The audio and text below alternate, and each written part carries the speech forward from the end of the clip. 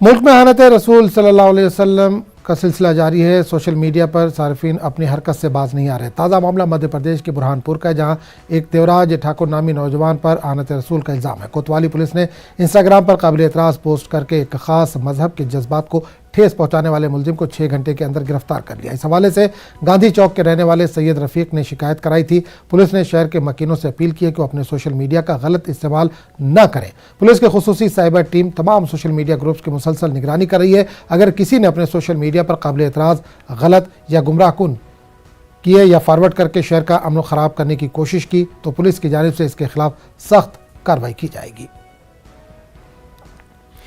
और इस पूरे मामले पर बात करेंगे अपने नुमाइंदे महताब आलम से। महताब, आनत रसूल का सिलसिला लगातार जारी है। मध्य प्रदेश में एक और वाक़या पेश आया, क्या है तफसीलात आपके पास? आदम, ये वाक़या मध्य प्रदेश के बुरहानपुर का है। देवराज ठाकुर नामी की शख्स को गिरफ्तार किया गया है। ये बुरहानपुर के लालबाग का रहने वाला, लेकिन मौजूदा वक्त में इसकी रिहाइश अपने वालिदैन के साथ इंदौर में है। जब ये वाक़या पेश आया और मुकामी तौर पर लोगों ने जो एहतजाज किया, देर रात तक एहतजाज होता रहा, तो पुलिस ने जब एक टीम तश्कील दी और 6 घंटे के अंदर इसकी गिरफ्तारी अमल में आई है। अब आप हालात इस वक्त जो है पुरअमन है, लेकिन लोगों को इस बात को लेकर है कि जब हुकूमत और पुलिस के जरिए बार बार इस तरह की बातें कही जा रही है और सुप्रीम कोर्ट के जरिए इस तरह की बातें कही गई है, फिर भी लोग अपनी शरपसंदी से बात नहीं आ रहे हैं। पूरे मध्य प्रदेश में पुरअमन है, वहां पर चौकसी बुरहानपुर में बढ़ा दी गई है, देवराज की गिरफ्तारी हो गई है, लेकिन लोगों के अंदर कहीं न कहीं इस बात को लेकर जो है एक डर बना हुआ है। आखिर ऐसे वाकयात बार बार रूनुमा क्यों हो रहे हैं, और जब तक इनके खिलाफ सख्त कार्रवाई नहीं की जाएगी तब तक ऐसे वाकयात रूनुमा होते रहेंगे। आदम, चलिए बता, बहुत बहुत शुक्रिया इस तमाम जानकारी के लिए। मध्य प्रदेश में बलदियाती इंतखाबात के पहले मरहले के लिए कल वोट डाले जाएंगे। बलदियाती इंतखाबात के पहले मरहले में सूबे के 49 अजला में 11 नगर निगम, 36 नगर पालिका और 86 नगर परिषद के लिए वोट डाले जाएंगे। स्टेट इलेक्शन कमीशन के जरिए वोटिंग को लेकर पूरी तैयारियां मुकम्मल कर ली गई हैं। सुबह 7 बजे से शाम 5 बजे तक वोटिंग होगी।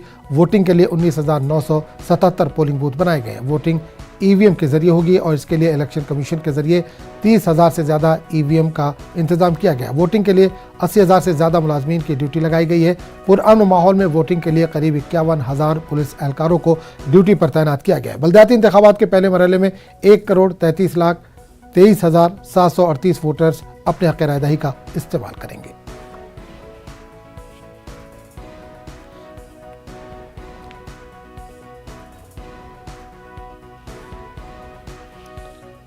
अमेरिका के शिकागो में हाईलैंड पार्क के करीब यौम आज़ादी की परेड के दौरान फायरिंग में 6 अफराद हलाक हुए, जबकि 24 अफराद जख्मी हुए। परेड शुरू होने के 10 मिनट बाद परेड के रूट पर खुली फायरिंग की गई।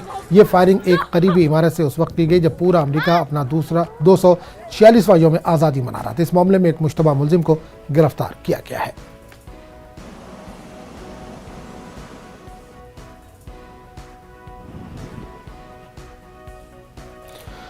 Youth world champion Alfiya Pathan और गीतिका ने सनसनीखेज परफॉर्मेंस का मुजाहरा करते हुए कजाकिस्तान के नूर सुल्तान में अलोरा बॉक्सिंग कप के इफ्तिताही एडिशन में गोल्ड मेडल अपने नाम किया। अल्फिया को पसीना नहीं बहाना पड़ा और ख्वातीन के 81 किलोग्राम जुमरे के फाइनल में 2016 की आलमी चैंपियन लॉजिड किंगी बाइफा पर 5-0 से जीत हासिल की।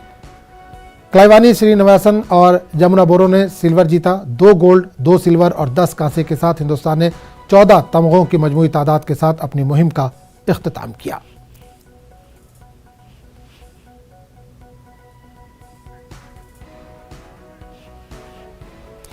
बर्मिंघम टेस्ट मैच में भारत के खिलाफ चौथे दिन के खेल के इख्तिताम पर इंग्लैंड को जीत के लिए 119 रन दरकार है।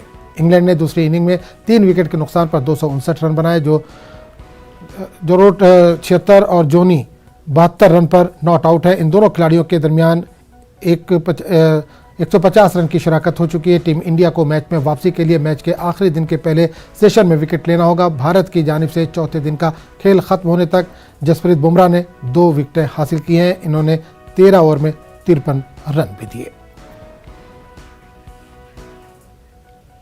तो इस बुलेटिन फिलहाल इतना ही। अगले बुलेटिन में आपसे फिर मुलाकात होगी।